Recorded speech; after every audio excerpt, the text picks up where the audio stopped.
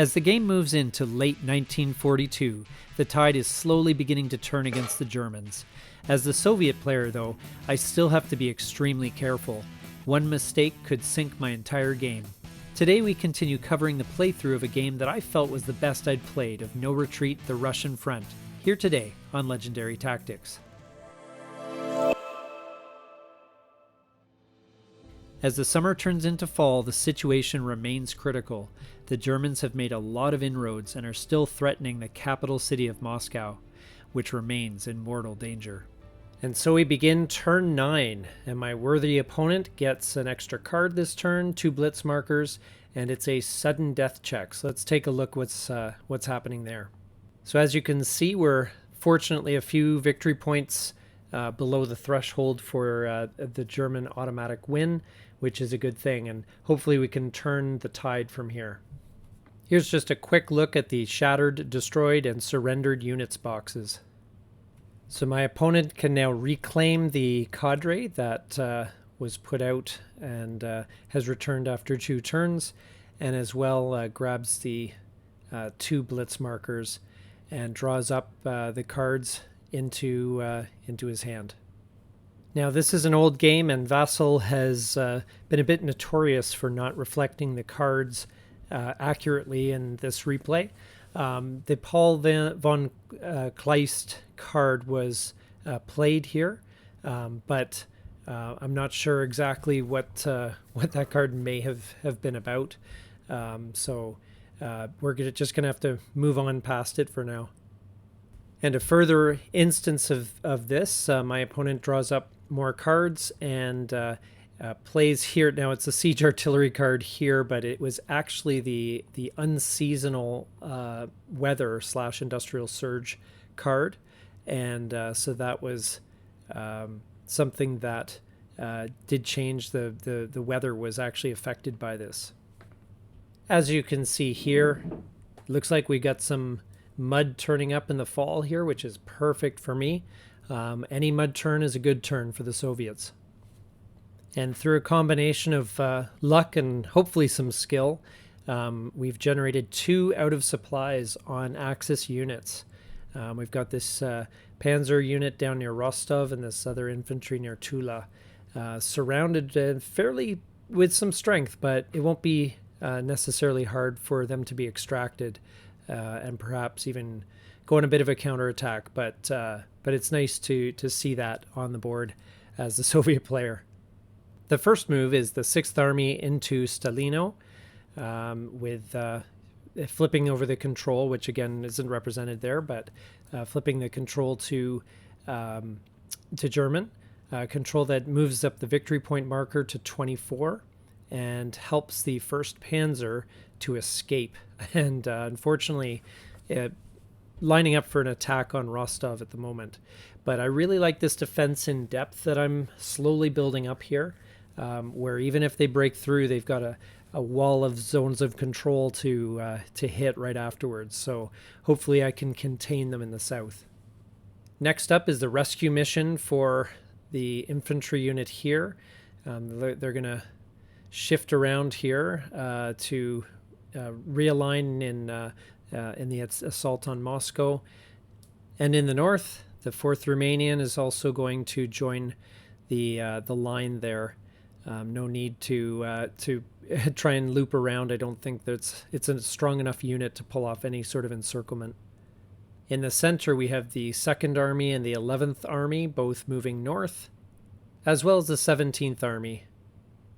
Here's an overview of the entire situation, and my opponent gracefully admits that the German situation is not looking too good right now. The Panzers begin an attack on Tula and an attack on Rostov. It was a tough decision as to whether I should do a counterblow or whether I should take the No Mercy event or hang on to that. And at any rate, I decided in the end to use the counterblow here just to cause the maximum amount of pressure for that out of supply unit. First up is the Battle of Tula, and we've got 12 plus 9 here, so that's 21 on 7, 3-1 -1 for the river, -1 for the city becomes a 3-2, and my opponent's going to commit a blitz marker to shift that back and see what can be done. My opponent rolls a 4, which is a defender retreat, which is okay in this case. It's not an absolute disaster because there's the opportunity to come roaring back with some sort of counterattack. And certainly it helps that, the defender wasn't shattered or eliminated, obviously. So the First Baltic retreats away from Tula, and the Panzers decide to move in and push the victory marker to 25. The 9th Army also moves in to reinforce that position. Now, just below that, we have the counterattack. It's a 4-on-7, which is 1-on-2. And the roll is 1, which is a counterattack opportunity. So that's going to be an interesting choice there. Down south in Rostov, this is an 11-on-5, and which is a 2-on-1, but -1 for the city. Now, my opponent's going to use his second blitz marker here to cancel that out. So it's going to be a straight 2-to-1 odds. My opponent rolls a 4, which is another defender retreat. And this is where the defense in depth, I think, really shines, in that we've, again, got this position surrounded now, and it looks like a fairly weak position in a way. The second Hungarian isn't going to come to anyone's rescue in terms of breaking an encirclement.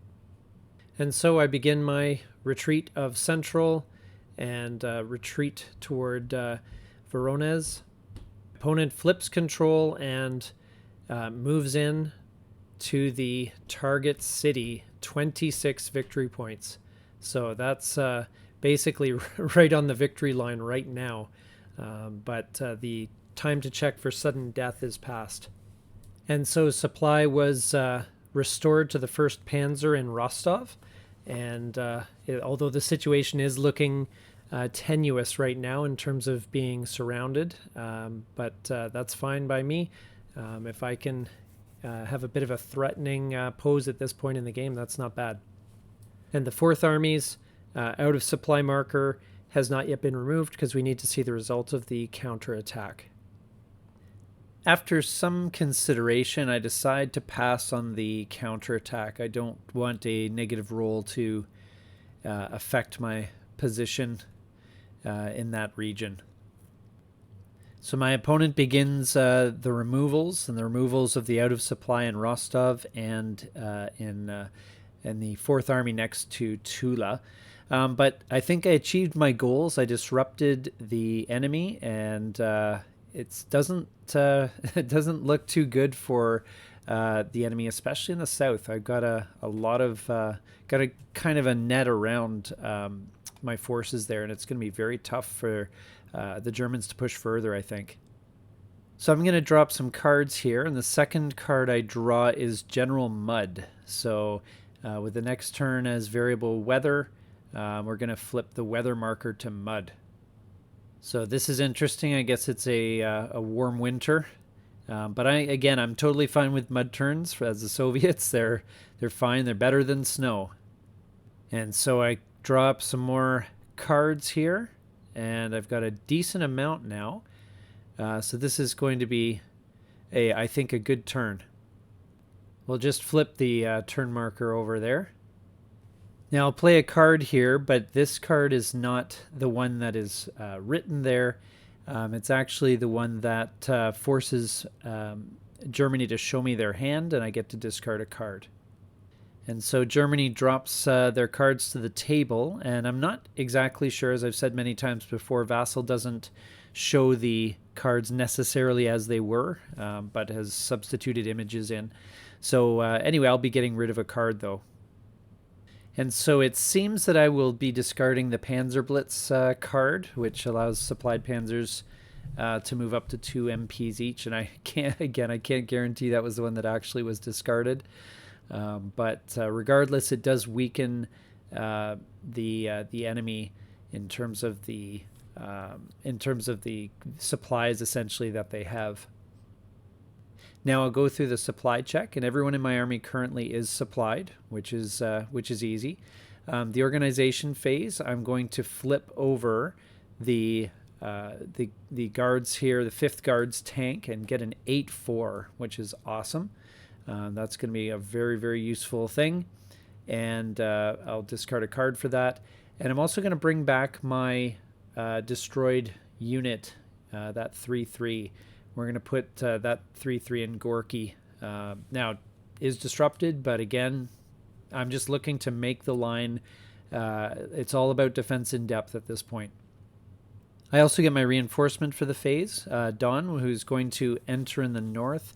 And again, just creating a line straight across, maybe setting up an opportunity to kind of encircle the 4th Romanian and that sort of thing.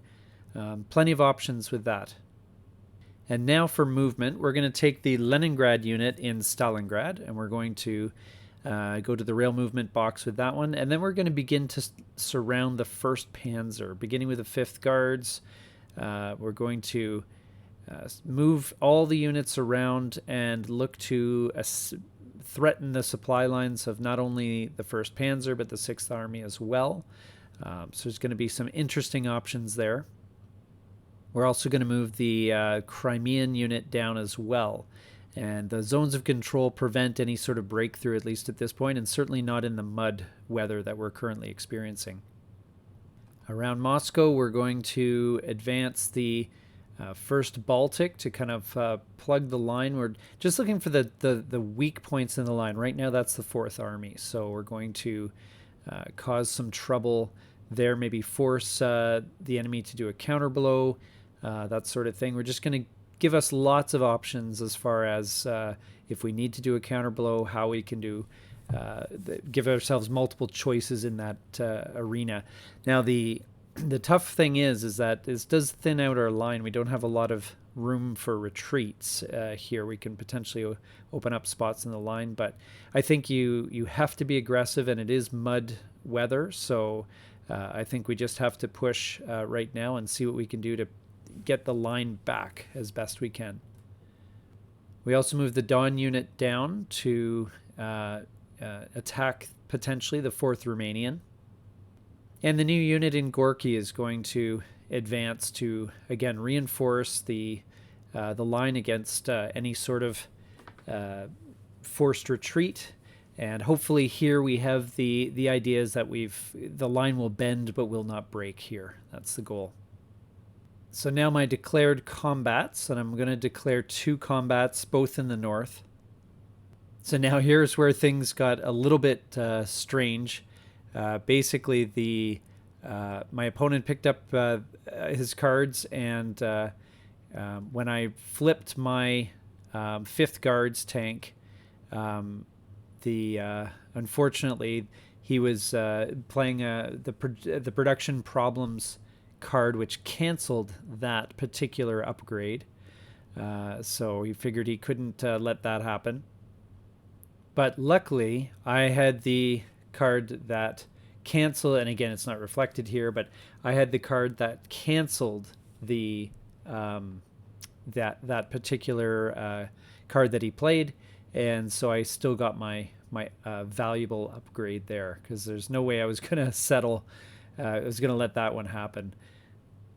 Now, my opponent here actually does a pretty good counterblow with the 2nd Panzer essentially forcing me to attack from Moscow, which is actually pretty good. It was the one risk I kind of ran, but the problem is I just can't sort of protect in Moscow. It kind of sticks out like a sore thumb. So it was always going to be a vulnerability. So the best thing I can do is to just hang on and basically reinforce Moscow, make sure that if unfortunately I do lose there for whatever reason, that I've got other units that can quickly retake it. So I'm going to resolve the attack on the 4th Army first. It's a 17-1 on that because I've got 7, 7, and 3 versus the 4th Army's 4. And there doesn't appear to be any modifiers. So I roll a 5, which is Defender Shattered. So since there's many avenues of retreat here, or at least a couple, I'm going to just send the Fourth Army straight to the Shattered Box, which is quite an unusual thing for this game so far. And I'm going to advance with the First Baltic to shore up that that front. And again, we're looking to really push the line back away from Moscow at this stage. Now, Kalinin also has decent odds. We've got 7 plus 4 plus 4 is 15. And on 5, now that is shifted 1 to the left for the city. So it is 3-1, but shifted to 2-1. Now, this is where I have a gap in the narrative here. My opponent plays hedgehogs. And so that essentially causes the regular combat to be replaced with this card. And I don't have a record of what my opponent rolls, but I happen to roll a 6, and that caused my opponent to take the step loss in that case, but no advancing, unfortunately. So with hedgehogs replacing the combat in the north there, we'll just remove the target marker, and then we'll focus on the counterblow in near Moscow. So my opponent opts to remove the 4th Romanian as the step loss, which is very wise. And the 4th Romanian will return in the spring-summer of the following year. So it will take some time to rebuild, but it's definitely on the way back. So now we'll deal with the counterblow in Moscow. It's a 4-on-7 or 1-on-2. No modifiers in this case, and I roll a 1. Worst possible roll. It's a counterattack, I guess. And then, so it's up to my opponent whether he wants to force a 1-on-1 on Moscow. I doubt it'll be effective, though. Since I guess it didn't seem to have much harm to it, my opponent counterattacks, but only rolls a 1. So that's a counterattack back, which I know I will not be taking. Now, we did have a quick question as well about the long winter. The question I had was, after 2 turns of mud, is there actually a long winter? And we either read up on it or decided to flip that just to regular snow. So as expected, I will pass on that counterattack and delete the counterblow marker. I'm very glad to see that gone. As far as removals, we'll remove the disorganized marker from the Army South, and we're going to detrain our Leningrad unit right in the middle, right near Kharkov, and just to shore up that line. So now if we look at the line, we are actually in pretty good shape overall. Moscow's holding. The only thing is I'd like a little bit of breathing room there. But other than that, we've got some counterblow opportunities. In the very north, the 18th Army is weak. There's only the 133 in Leningrad, which is not in frame at the moment. But there's some opportunity perhaps to come over the top there and really threaten Smolensk and to cut off supply and all that sort of thing. The Germans suddenly, after seeming invincible for so long, seem suddenly to not be as challenging and perhaps even vulnerable. So the Axis begins turn 10 and flips over the turn counter, and we'll take a peek underneath. And it looks like it's El Alamein, which is a victory point for me, which is great. Also, I get a couple of disrupts, and there's only 1 blitz marker to deal with this turn, which is great. And of course, we'll take the victory point as well. And the Germans get their Luftwaffe reinforcement, nothing to be afraid of, and their blitz marker. So my opponent draws up their cards for the turn and checks supply. Everything looks good at the moment. Now my opponent discarded a card here and returned a shattered unit to Smolensk. I believe that the card was spent to prevent that 4th Army from being disorganized. So moving around in the winter mud, my opponent decides to do a bit of reorganization of units and zipping around there. I'm not sure exactly why Rostov is focused on. I think might have been better to concentrate the units in Stalino, but that's fine. So we have the 11th Army pushing against my line, and the 2nd Army charges in to reinforce that. And up north in Leningrad, we have a bit of movement from the 16th Army. I guess it's all hands on deck. That Luftwaffe unit has a long way to go, especially in the mud. Now, right around Moscow is where it's going to be the most interesting. We have the 3rd Panzer doing a bit of maneuvering with the 17th Army, looking to push back my line there a bit. Then we have the 4th Army also moving in. And back down near Kharkov, we have the 8th Battalion stepping into the fray also. And now for declarations of combat. This should be interesting. We've got one declared on the reserve unit here. And I have a few cards in hand to declare counterblows. So what would you say is my next best move here? In studying the line, I decided to put a counterblow on my Leningrad marker there, just to force a couple of 1-1 attacks, basically. The point here is I think that I want to hope for an exchange if possible. However, if I'm forced to retreat, it's in an inconsequential part of the line for the most part. So the odds on the only attack this turn, we have 6 on 4, which is a 3 on 2. And my opponent, though, decides to play a card, and this is the Heinz Guderian card. So the result is automatically a defender retreat. So we delete the target marker and retreat the reserve unit along the Don River, and the 2nd Army moves into the gap. To my mind, that seems like a little bit of a vulnerable position, but it does depend on what happens with the Leningrad counterblow. So it's a 1-1 there, and it's a 6, which is defender retreat. And so, again, my line has bent but not broken, and the 11th Army moves into the salient that has been created. So overall, a weak Axis turn in many ways. Again, did push the line back a bit, but not with any strength, and certainly this could be something where I could come roaring back with a massive counterattack next turn. So I begin to draw up my cards, and of course I get the General Winter card. Since the next turn is snow, and the flip side is long winter, I don't think we can flip that variable weather marker.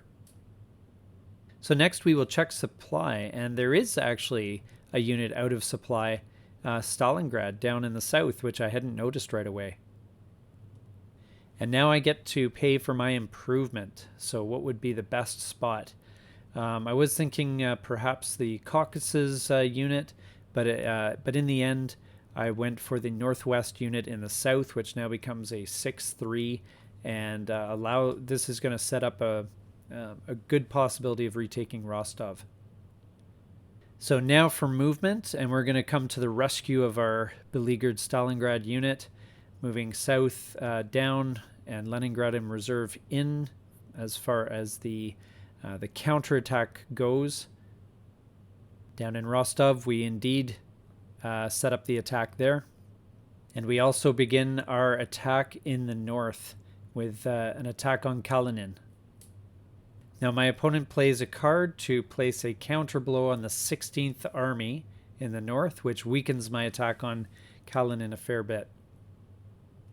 And of course he has a card for the Rostov battle, which turns out to be the Soviet Snafu. Interestingly, in the Moscow area, he plays a card to cause a counterblow on the 4th Army. And my opponent has one more card to play in the battle with the 4th Army, which I believe, if Vassal is representing this correctly, is counteroffensive. And so the combat result is automatically counterattack, which must be mandatorily conducted. Now I'm not sure what exactly the now I'm not sure exactly what my opponent is aiming for here. Perhaps a defender retreat with the 1-2. We'll have to see. So we might as well begin at the top. So we're going to do the Dawn versus the 16th first, and that's going to be a 4-on-3 or a 1-on-1. My rule is 2, which is a counterattack. Be very interesting to see if my opponent takes advantage of that. In the Battle for Kalinin, I'm going to use my shock marker to help out there. And I'm going to attack with an 11-on-3, which is shifted 1 to the right with a shock and canceled out with 1 shift to the left on the city. So that's a 3-on-1. Unfortunately, I roll a 1, which is a counter blow. This was not the result that I was looking for. So I put the counter blow on my stronger unit, obviously, to make it less likely that that's actually going to happen. But very disappointing in the north. I was hoping to perhaps be able to capture Kalinin again in force. Well, either even shattering the 18th Army would have been decent as a result. So now the battle for Rostov, and I've got 17-on-4. Now it's shifted once for the city and once for Soviet snafu. So I'm going to use my shock marker to cancel that out, or at least cancel out one of the shifts. So it ends up being a 3-to-1 or 3-on-1, and I roll a 5, which is a defender retreat. I'm just going to retreat just to 1 space as a courtesy because there's only 1 option. But then I'll let my opponent decide where to retreat the second space. And finally, I retake Rostov with the 5th Guards, and now look at that line. That's a pretty strong line. That's going to be tough for any sort of breakthrough at this point. We can feel the tide turning here. And it certainly feels good to move that victory point marker back down the track. And now my opponent has some counterattack opportunities, so we're going to look at the center. Not sure why this card was played, but you know, whatever. He uses the blitz marker to increase the odds to get it to 1-on-1. Guess maybe just hoping for a lucky roll here. We'll see what happens. And unfortunately, he rolls a 2, which is no effect. Now in the south, 6th Army chooses to retreat there, which is where I figured the unit would go. Now in the north, doing a 1-on-2 counterattack. Now with the German combat results table, you can get away with this sort of thing. And unfortunately rolls a 2, which is a counterattack, which I doubt I will be taking. So now for removals, we're going to remove the counterattack markers. And fortunately, the out of supply marker for Stalingrad, as we have negated the zone of control with our Leningrad unit and provided supplies to that unit. Now I do have 2 cards to play, but I don't think either of these are represented very accurately. Just from the card effects, I can see that the Caucasus moves from Voronezh to the rail movement box, as does my 2nd Baltic.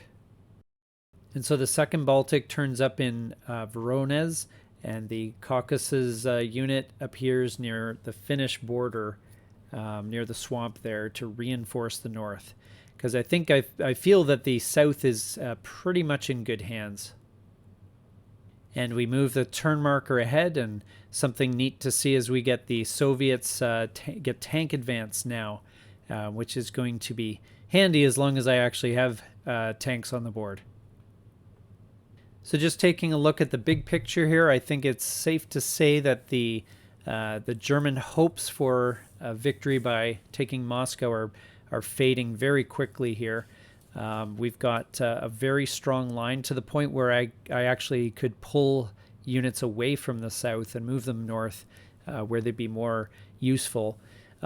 Still, you know, not dominant, but the Axis have really been battered, and there's not much that they're going to do, especially in the south. It's going to be a very tough to hold the line there. And if I can come along over the north and push back the 18th Army and the 16th Army, or get rid of those, then I'm going to be able to come sweeping down with those units from the north, and that's going to be a very, very tricky situation for my opponent to manage. So anyway, thanks so much for watching this far. I hope you're enjoying this game as I did playing it, and please take a moment to like and subscribe if you could, and we'll see you here next time on Legendary Tactics.